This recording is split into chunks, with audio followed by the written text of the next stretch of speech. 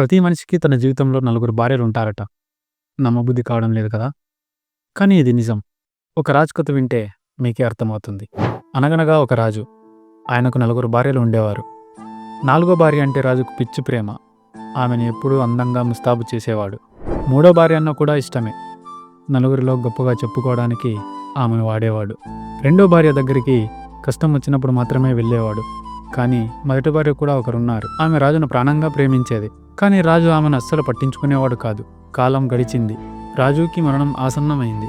భయం వేసి తన భార్యలను ఒక్కొక్కరిని పిలిచాడు. ముందుగా నాలుగో భార్యను నాతో పాటు వస్తావా అని అడిగాడు. ఆమె మొహం మీదే క్షమించండి ప్రభు, నా వల్ల కాదు అని వెళ్ళిపోయింది. మూడో భార్యను అడిగితే నేను రాను, నువ్వు వెళ్ళిపోయాక నేను వేరే వాడిని పెళ్లి చేసుకుంటాను అని చెప్పింది. రెండో భార్యను అడిగితే నేను శ్మశానం వరకు మాత్రమే రాగలను, ఆ తర్వాత నా వల్ల కాదు అని చేతులెత్తేసింది.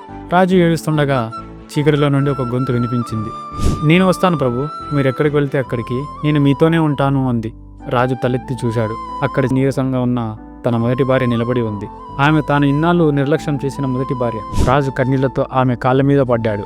నిజానికి మనందరికీ ఆ నలుగురు భార్యలు ఉన్నారు ఫ్రెండ్స్. నాలుగో భార్య అంటే మన శరీరం. దీన్ని ఎంత అందంగా చూసుకున్నా చనిపోయాక మట్టిలో కలిసిపోతుంది. మూడో భార్య అంటే మన ఆస్తి.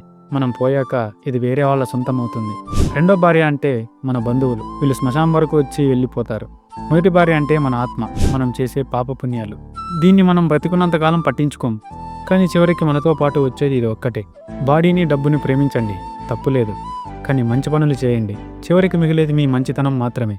దీని గురించి మీరేమంటారో ఈ వీడియోని లైక్ చేసి తప్పకుండా కామెంట్ చేయండి.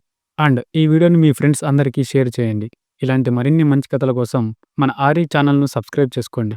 నేను మీ Suresh, signing off, team RE.